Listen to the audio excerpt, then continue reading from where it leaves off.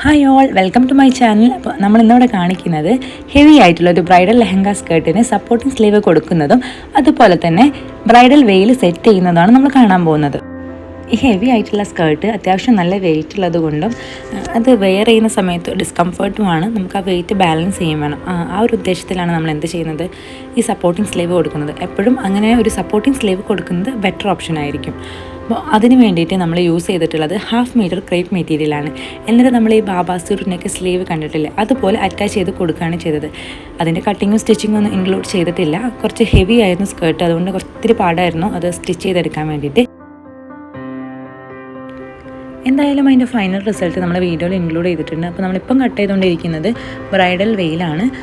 Bridal വെയിലിനായിട്ട് നമ്മൾ use ചെയ്തിട്ടുള്ളത് 4.5 metre net ഫാബ്രിക്കാണ്. അതിനെ ഹാഫായിട്ട് മടക്കി കട്ട് ചെയ്ത് അതിൻ്റെ ലെങ്തി ആയിട്ട് വരുന്ന ഭാഗം ത്രൂ ഔട്ട് ജോയിൻ ചെയ്ത് കൊടുക്കുകയാണ് ചെയ്തത്.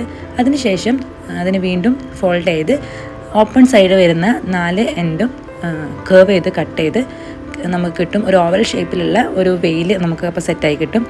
അതിന് പിന്നെ ഫുള്ളി ത്രൂ ഔട്ട് നമ്മൾ ലേസ് വെച്ച് അറ്റാച്ച് ചെയ്ത് കൊടുക്കുകയാണ് ചെയ്യുന്നത്. ദുപ്പട്ട സ്റ്റൈലിൽ വെയിൽ വരുമ്പോൾ എപ്പോഴും വീതി കുറഞ്ഞ ലേസാണ് കുറച്ചും കൂടെ ഭംഗി ഉണ്ടാവുക. അപ്പോൾ നമ്മളിവിടെ യൂസ് ചെയ്തിട്ടുള്ളത് കുറച്ച് വീതിയുള്ള ലേസാണ്. ഈ ഒരു ആൻറ്റിക് ഷെയ്ഡ് ആയതുകൊണ്ട് തന്നെ വീതി കുറഞ്ഞ ലേസ് നമ്മൾ ഒത്തിരി തിരഞ്ഞെങ്കിലും നമുക്ക് ഫൈൻഡ് ചെയ്യാൻ പറ്റിയിട്ടില്ല. അപ്പോൾ കിട്ടിയ ലേസ് കുറച്ച് വീതിയുള്ളതായതുകൊണ്ട് നമ്മൾ പിന്നെ അതിനെ ഹാഫായിട്ട് കട്ട് ചെയ്ത് ലോക്ക് ചെയ്തിട്ടാണ് നമ്മൾ വെയിലിൽ അറ്റാച്ച് ചെയ്ത് കൊടുത്തിട്ടുള്ളത്.